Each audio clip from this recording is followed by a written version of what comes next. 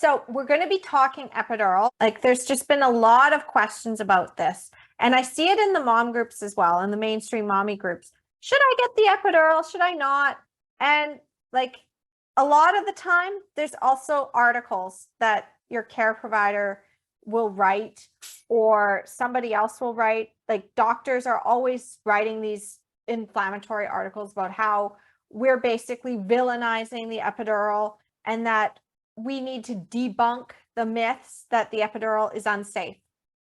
But as always, there is another layer to this whole thing. And one of the pillars inside of the pillars of empowerment that I've talked about a lot is about the right mindset. So this is going to help you start to understand why the epidural is pushed so much, why your anesthesiologist seems to keep saying that it's safe, that they want you to have it, why when you go into those appointments with your doctor that they keep saying, well, you know, don't rule out the epidural. The epidural has some fantastic uses and you might want to consider putting that in your birth plan as a possibility instead of just flat out refusing it. So today, of course, we're going to be talking about why epidurals are pushed so much, what the actual evidence is, what the risks are, everything. I'm going to give you everything. I'm even going to tell you a little bit about what you can do if the epidural does seem right to you to reduce the chances of a complication happening. But first, I'm going to tell you the lowdown here. The reason why doctors and anesthesiologists write those articles all the time saying how the epidural is safe, and the reason why they continue to do these studies to try to disprove that the epidural causes cesareans and interventions is because the epidural is a moneymaker. Yeah, I said it. It's a moneymaker. In fact, the whole reason anesthesiologists is able to keep their job in the first place is because they get a lot of their income from the epidural. Think about it. If they are just a regular anesthesiologist that is in the hospital and they are doing things for surgeries and allowing the narcotics for that case, that's still a very small percentage of the population that's going in for these surgeries that needs to have that anesthesiology. But in order for a hospital to run and to have a maternity care unit, they need to be able to perform an emergency cesarean when it's needed. Oftentimes, they blow this way out of proportion. They don't understand physiological birth. That's a whole other video, as you know. But the fact is that they need to have the anesthesiologist on call. Now, in order for the anesthesiologist to see that that's actually worth their time, they want to get paid pretty well. I mean, if you're going to be on call and having to be around, like you're going to want to get some decent money out of that. You went to medical school, you have a whole bunch of medical bills. You want to be able to compensate that income and make decent money. You're not going to get that every time you just inject a little bit of local anesthetic for somebody who's having foot surgery.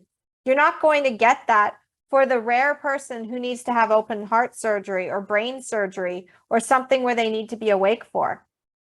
So childbirth is very lucrative. Think about it. Babies are always going to be born. What's their vested interest? They want you to think that the pain of childbirth is going to be so severe that you can't get through it without their magical drugs, because they get paid for you to use those magical drugs. In fact, I was just recently reading inside of the Thinking Woman's Guide to a Better Birth. And she even touches on this and says that some anesthesiologists, like if they have to be on call, they need to have their epidural use in the hospitals at about 80% to be considered making decent income. So are the hospitals really going to go against their bread and butter and say, actually, you could probably get through without the epidural? No, they're a business. They actually thrive on you getting the epidural because then they can bill the insurance companies and then they can get more money. There's another reason too. If they don't trust physiological birth, which a lot of care providers don't because they have not been taught physiological birth. They have been taught pathologized birth. They've been taught emergencies. Doctors who go into birth tend to have a very medicalized view of it. They see it as a disaster waiting to happen. So their thoughts is if you have the epidural, then you're less likely to get stressed out, and it's less likely to put stress on the baby. And then it's less likely that you're going to have a lot of pain. And if they need to do an emergency cesarean, you're already set to go. That's their model. They don't actually care about natural birth, because natural birth requires, if they think that there's an emergency that could happen, it's going to require more prep work for them. It's going to be more work for them. And here's the other one. If they know that the epidural causes these issues, but they also happen to be one of those people who likes to control things and likes to just have you have a C-section so that they can just go home at the end of their shift, well, again, that's where the red flags of a care provider come in. And again, that's a whole other video, but that's where we're talking about here, is that the epidural does have risks. If your care provider is telling you it doesn't have any risks, or if you've got a mom in the mom group who says, you know, I had an epidural and I was fine, or maybe, and this is something that happens a lot, maybe you'll say after you've had an epidural and you say, you know, I think my back got really messed up because it's epidural. But there's gaslighting in the mom groups. And I've seen this. There was actually a thread last year and every year since then. Like, this is something that comes up quite often. But this particular thread, a mom went and had an epidural. And she's like, you know, my back is just really screwed up. It's like 3 weeks later and it's still going. And I want to get back into shape. I want to start lifting weights again, but I'm just in so much pain from this. And I think it was the epidural. And then a whole bunch of other moms who had had the epidural said, yeah, no, that's probably just because you were in labor for so long and it just messed up your back and it will go away. But other people were also saying, no, the epidural actually does have this risk and it screwed up my back too. Me too. And they kept saying, it's like, you know, it's been 2 years later and I still have this pain. I can still feel where they put that needle. I can still feel it. Like, they damaged my back. And so the thing is that when I was starting to research why I didn't want the epidural, because I hate needles, I also discovered another reason why I wouldn't want it. And it's the possibility of having chronic back pain, because it's a needle that goes into your spine and they're going in there blindly and they're just poking and hoping they get the right spot. And while there are anesthesiologists who are like, oh no, I always get the right spot, I'm really, really good, there's still other risks that are involved. You can have lowered blood pressure. You can have your baby go into distress. If you get the epidural too soon, your baby's not likely to be able to change position as they need to, because yes, it does actually get to the baby. The drugs do actually make it so that it slows down the physiological process. It goes into the baby's system. It goes into your system. It doesn't cross the blood-brain barrier. So your own hormonal cocktail is no longer being signaled from your body. It's now a drug. You are no longer having a physiological birth. So when doctors say that there's no risks to the epidural, or they say, well, there's some things that moms have complained about, but it hasn't been proven, that doesn't mean that it doesn't happen. That just means they have no vested interest in doing a study on it. Because if they do a study on it, and they actually listen to women who are having these complications and recognizing that, hey, maybe we shouldn't be pushing this on people who don't actually want it and only focus on the small percentage that do want it or do need it, well, that's going to take away their entire medical model. They're looking at you and wanting you to be in fear. They're wanting you to think that the pain is going to be so horrible. So they're going to do everything they possibly can to convince you. So how do you avoid this? Well, first of all, if you pick up this book, The Thinking Woman's Guide to a Better Birth, it's got a whole chapter on the epidural. So you can sit there and you can read that and you can start to understand from that perspective. You can also go and check out Rebecca Decker's evidence-based birth on epidural use and how it links to complications and how it links to more interventions in birth. But it's just basic science when you think about it. If you're messing with a physiological process, you're going to have problems. And with the epidural comes a whole bunch of other things too. You have to have an IV. The reason they want you to have an IV isn't just because they don't want you to eat and drink. It's also to control your blood pressure. You also get your blood pressure monitored because they know that your blood pressure could drop if you have the epidural, and that could be a dangerous thing. They also want you to have the electronic fetal monitor because they know that if your contraction's slow or if the baby goes into distress, which can happen with an epidural, it is a complication. It is listed in this book. But they want to monitor your baby more closely because, again, you are no longer having a physiological birth. They want to make sure that your baby doesn't go into distress. Because if your baby goes into distress, it's a C-section, right? Another one, you have to have a catheter because you can no longer feel your bladder and you can no longer feel your legs. And you're now laying in the bed. You're in the wrong position. You can't get up right. And they say that there's a walking epidural, but I've talked to doulas and childbirth educators and midwives who have experienced watching their clients go with the walking epidural. It's not exactly what it is. You can't actually walk with this epidural. It's just a fancy term to try to trick you. It's like marketing, in which they're marketing their product and just basically glossing over the fact that you can't actually walk with this thing, and it still will cause problems. So the next one, of course, is that if your contraction's slow, if you have a care provider who wants an efficient labor, they're going to push Pitocin on you next. And then now you've got Pitocin. Now you are in the bed, you're strapped to the monitor, you're strapped to a whole bunch of IV fluids. You're now getting all of these IV fluids, which also changes the baby's weight, by the way, at birth, because you're now swollen up with all these fluids. You're going to retain fluids, you're going to be all swollen up. And your baby is going to be heavier at birth than if you'd had a physiological birth. So then they're going to lose a whole bunch of that water weight. And then your care provider is going to tell you that baby is not gaining enough. We need to supplement with formula. You see how it's all connected? Do you see how one little intervention can lead to more interventions, which can then lead to breastfeeding issues, which then also leads to a listless baby that's not really able to nurse? And it goes on and on and on. And meanwhile, you're thinking, I couldn't cope with the pain and I had to have the epidural, when really it was psychological.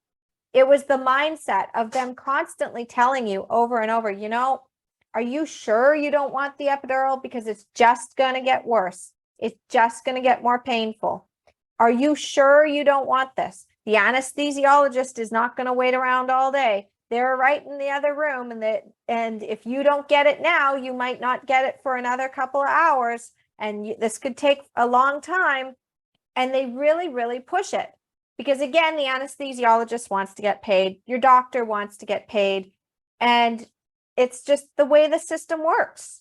So you need to understand how the system works. You need to understand that there are certain things that they're not going to tell you. And why won't your childbirth educator tell you? Well, if they're not an independent childbirth educator, if they are in the hospital birth classes, which a lot of mainstream books will say, go with the birth classes for the hospital because they'll tell you what to expect in their hospital. But those nurses are either already heavily believing in the medical model, or even if they know that the epidural causes problems, they've been gagged. They've been told you're not allowed to talk about the risks. You're only allowed to talk about the benefits and what to expect. And we'll fill in our clients on the rest of it about the epidural. But they're not going to tell you the risks. They're going to minimize the risks because they have an agenda. They want you to get the epidural. So why do independent childbirth educators differ from regular childbirth educators in the hospital classes? Because we don't have that agenda. We want you to have an empowered birth. We want you to have the natural birth that you're dreaming of. We know what's going on in the system. And as an independent childbirth educator, we are not bound and gagged. We are not told you can't say that or we're going to fire you or we're going to reprimand you, because we don't work for the hospital. We don't work for your doctor. We work for ourselves and we work for you. And we want you to have the best experience possible. So that's why I say you need to find the right childbirth education. You need to have the right mindset going in.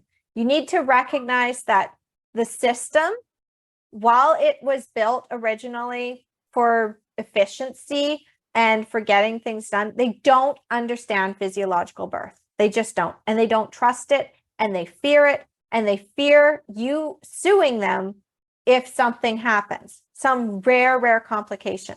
But if a complication happens with the epidural, they'll just say, these things happen, and it wasn't the epidural, it was just that you couldn't birth your baby, and it would have happened anyway. Because again, they're gaslighting you. They're again gaslighting you. So now you're wondering, what if you need the epidural? What if at some point you do decide that you want the epidural, that it is right for you, you just need to get some rest? Well, in that case, you need to know a few things here. First of all, you need to make sure that the care provider that you've hired is going to be willing to allow for a longer labor, which means they need to trust the process. They need to recognize that the epidural could slow down your contractions and possibly even stop them so that you can rest. And if that's what happens, that's a good thing, because then you can not have the epidural anymore. You can choose to just turn the thing off and disconnect it and whatever, and birth your baby. Take it for a little bit, rest if you need to, and things will slow down. Or you also need to have a care provider who recognizes that pushing may take longer, and they don't need to be cutting you with an episiotomy or doing a forceps delivery or saying that you're failing to progress and give you a C-section. You also need to recognize what environment you're going into. Obviously, if you're having an epidural, you're in the hospital. There is no epidural at a birth center, and there is no epidural at home for obvious reasons, because it can cause complications. If you are choosing to have the epidural, you also have to recognize that these complications are going to happen, and you need to have a backup plan in place for what that might look like. So when I'm inside the Take Charge of Birth program with my students and I'm talking about the epidural, I'm also talking about the fact that they might want to have a backup plan in place. And they usually do. They usually have several backup plans for every single possible intervention that they think that they might actually be open to if it came down to it. They have their plan so that even if those things happen, they're still empowered. So the next one, if you're going to have an epidural, you need to have more support. You need to have people who are willing to help you get into a better position so that you're not flat on your back. If you're flat on your back with the epidural, you're not going to be able to feel anything. You're not going to be able to push effectively. And more likely, the baby is going to get stuck. Another thing that you're going to want to do is turn it off or have it wear off before you're pushing, which is kind of hard to time it. But like, that is one of the things that you could do theoretically that she talks about in this book. And finally, recognize that if you do need an epidural, you didn't fail. You just recognize that you needed a tool to get you through the rest of labor that could otherwise not be progressing for whatever reason, and that might help you dilate the last few centimeters. But if you don't want an epidural, if you are absolutely adamant, I don't want an epidural, I'm going to do everything I can, then one thing you can do, aside from just saying that you don't want the epidural in your birth plan, is to have a code word so that no nurses can come in and talk to you about how you might change your mind or try to pressure you. You basically say, I do not want any discussion about pain meds in my labor. I do not want this. And have your doula know this and have your partner know this so that they can advocate for you. So if the nurse does try to ask if you want something for the pain, they can be like, hold up. She said in her birth plan that she doesn't want you to be discussing this. So there is no discussion about this. She has a code word if she wants the epidural. So then that goes into the next one, have a code word. Because the code word will signal to your care team and your support team what you actually want. Because sometimes you'll say, especially if you're in transition, you'll say, I can't do this anymore. And the nurse, the helpful nurse, will say, oh, do you want the epidural now? No. No, you're just saying, I can't do this anymore, because that is what happens when adrenaline spikes. Because in transition, what happens is instead of going into your endorphins, suddenly you wake up. And that's what makes it more intense and more like, I can't do this anymore, is that your body is actually signaling, we need to wake up now because the baby is coming, and you need to be alert enough so that you can quickly take care of that baby. Because if you're still in like a trance and the baby is out, you can't protect that baby, right? You can't be alert enough to be responsive to that baby. So it's your body's way of waking up. That's what transition actually does. And that is more in depth inside of Reclaiming Childbirth as a Rite of Passage. I'll probably talk about it in another video, but we're coming up on time already. And I just wanted to let you know that, like, with the epidural, there's always risks. Always, always, always risks. So what is the one question that you need to start asking yourself when you are poring over articles or poring over blogs or watching a video on TikTok or Instagram or YouTube, or a doctor is saying something to you, or a nurse is saying something to you, or the anesthesiologist is saying something to you, or your childbirth educator is saying something to you, or maybe it's a mom in a mom group and you're just getting all of this information. You need to know one thing. Where is this coming from? Because there is an intention behind the information. Maybe they're just passing it on without actually thinking about it. That's why I love the title of this book, because it's the thinking woman's guide to a better birth. Not just a guide to a better birth, but a thinking woman's guide. It helps you ask the right questions. And one of the things I learned in critical thinking is that you need to know where that source is coming from, and you need to be able to recognize if it's even a good source of information in the first place. So your anesthesiologist telling you that the epidural is safe, well, why are they saying that? Is it really safe? Is there really no risks? Or are they really, do they have an agenda that they would rather you do it? Well, first of all, if you don't take the epidural, they don't get paid. So maybe find another source of information to see if you can find a common theme. And if you find that common theme, you keep pulling at that thread until you find the rest of it. And then it unravels. And then the argument is easier to see without being in fear or without just blindly trusting. Never, ever blindly trust anything. Because when we blindly trust just because an authority said it, that's when we get into trouble. Okay, so ask, where is this coming from? And who's saying it? And why are they saying it? And once you start to look at that and start to realize what's going on, you're going to be able to make a much clearer decision on whether the epidural is right for you. So that's all I have for you today, and I will talk to you soon. Bye.